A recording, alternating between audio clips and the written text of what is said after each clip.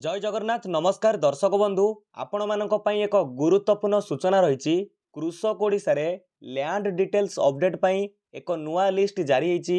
ए video को आपण माने शेष पर्यंत देखंतु कारण आगो को सीएम किसान योजना रो टंका मिलिबा को जाउची।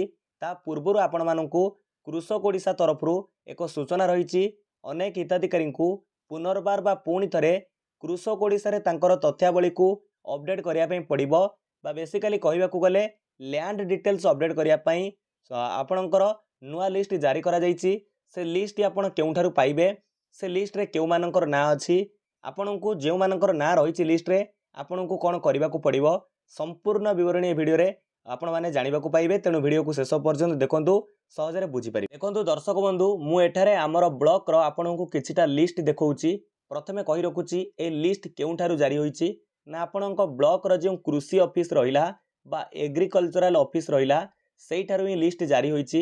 देखंतु ए जो आपणकर कृषि ऑफिस रो लिस्ट जारी होइछि कहा पाखु को आसीथिबो ना VAW जी आपणकर रहिले विलेज एग्रीकल्चरल वर्कर तांको पाखु को आसीथिबो एवं आपणक निकटस्थ जो जनसेवा केंद्र जे खोलिचंती समस्त आपणक ब्लॉक रो समस्त जनसेवा केंद्र रो VLE बा कॉमन सर्विस सेंटर तांको पाखु मध्य फराड होइतिबो।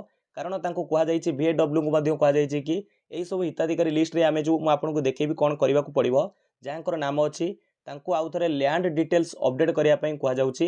तेणु आपण ए लिस्ट को VAW को पाखरे पाई परिबे एवं निकटस्थ जनसेवा केंद्र को जानतु सेठार मध्ये आपण बुझी परिबे तांको पाखकु लिस्ट आसीथिबो। एठार देखंतु लिस्ट रे कोन रहिछि हम प्रथमे देखिबा। जेमिति प्रथमे मौजार ना रहिछि तापरे प्लॉट नंबर रहिछि जमीर या परे जमी मालिकक ना रहिछि अर्थात एई जो मौजार आपणकर जो जमी प्लॉट नंबर रहिछि ताकू आपणकर कृषक ओडिशा पोर्टल रे लैंड डिटेल्स को आपन को अपडेट करिया पई पड़िबो। जेमिति जेते जनकर ना आसीछि जेउ मौजारू जेउ खाता नंबर बा प्लॉट नंबर आसीछि सेही सब प्लॉट को आपन को लैंड डिटेल्स सेही सब लैंड डिटेल्स को आपन को अपडेट करिया पई पड़िबो कृषक ओडिसा रे। तेणु VAW को पाखरे आपन ई सूचना पाई परिबे किंबा कॉमन सर्विस सेंटर आमे कहि परिबा प्रायतः जनसेवा केंद्र को मध्य एहा फराड होइचे लिस्ट कारण से माने सहयोग करि परिबे लोक मानकु तांकर लैंड डिटेल्स अपडेट करिया पई। एटा कृषक जो आपनकर कृषि ऑफिस रहिला एग्रीकल्चरल ऑफिस आपनकर ब्लॉक रो सेठारु ही लिस्ट फराड होइछि। आपण लिस्ट को ऑनलाइन रो पाई परिबे नाही। तेणु जेहेतु आपण मानक पई गुरुत्वपूर्ण सूचना जेहेतु सीएम किसान योजना रो आगामी किस्तिर टंका 28 तारिख बा नुआखाई अवसर रे पाखापाखि मिलिबा को जाउछि। तेणु आपनकु ता पूर्वरु जेहेतु लैंड डिटेल्स अपडेट करिया पई कहूछि तेणु ता पूर्वरु आपण जाई लैंड डिटेल्स को अपडेट करि नियंतु। आपनकर निकटस्थ कॉमन सर्विस सेंटर जनसेवा केंद्र को जानतु कोनोसी ऑनलाइन दुकान को जानतु आपण माने लैंड डिटेल्स को अपडेट करि परिबे किंबा मोबाइल रे मध्यम करि परिबे। हमर चैनल रे वीडियो अछि वीडियो देखि आपण लैंड डिटेल्स को अपडेट करि परिबे विभिन्न तथ्यावली को अपडेट करि परिबे।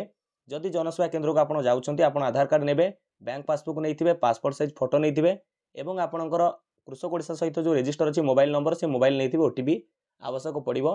तेणु जदि पुनः पंजीकरण आवश्यकता देखौछि आपण करि दियंतु तथ्यावली को अपडेट करंतु।